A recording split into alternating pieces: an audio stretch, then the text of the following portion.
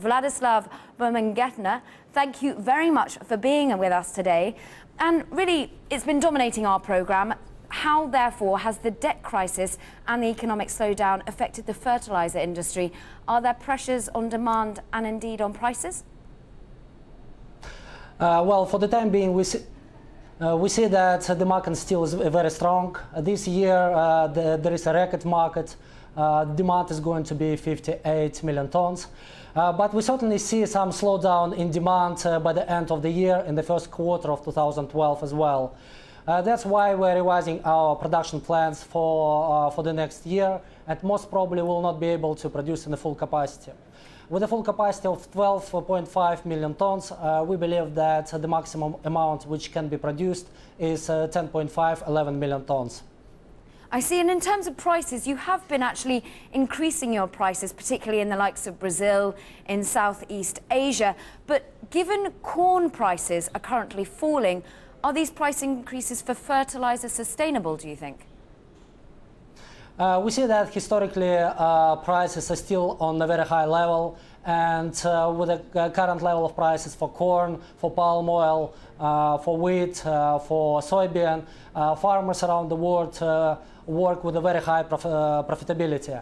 And actually that's why we think that the potash prices can be grown in the next year, despite some slowdown in the demand of the first quarter of 2012.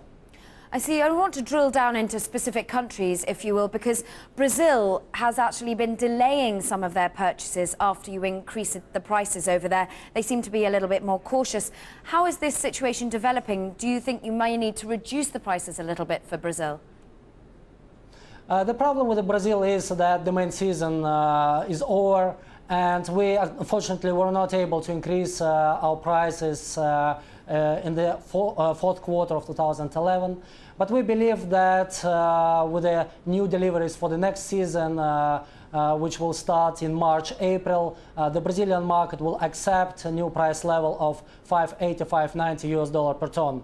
We think that the current level of soybean prices allow Brazilian farmers to work with a high profitability, and actually they need potash in order to achieve high yields. And your Indian customers have been struggling a little bit with prices, particularly because of the rupee and the fact that the rupee has weakened against the dollar. Are you having to cut prices in India at the moment? Well, for the time being, we have a contract with Indian customers, and our partners in India really have some problem with the devaluation of the local currency, which made the import of fertilizers more expensive for them. Nevertheless, we believe that demand for our product will remain on the same level in the next year, and we still believe that some increase in prices can be achieved in the second quarter of 2012 on Indian market as well. I think what's interesting, Vladislav, is if we're looking at your share price in particular, Uralkali's share price has outperformed many of its competitors, particularly if we look at the likes of Potash Corp and Mosaic.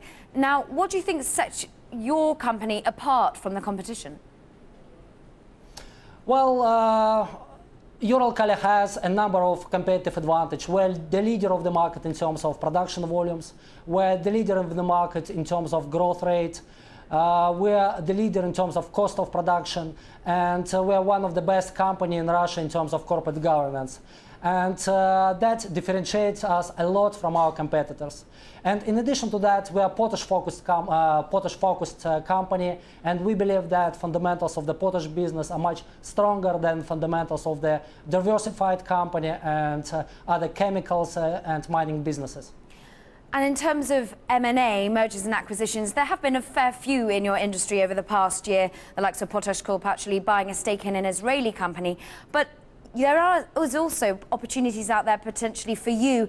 Eurochem, a 10% stake in KNS, is potentially up for sale. Would you be interested in that stake of KNS? Actually, no. We think that in the current environment, we don't see any options in terms of M&A. We're a potash-focused company, and we're looking for pure potash assets worldwide. There are not so many opportunities, at least for the time being, because potash industry is very consolidated.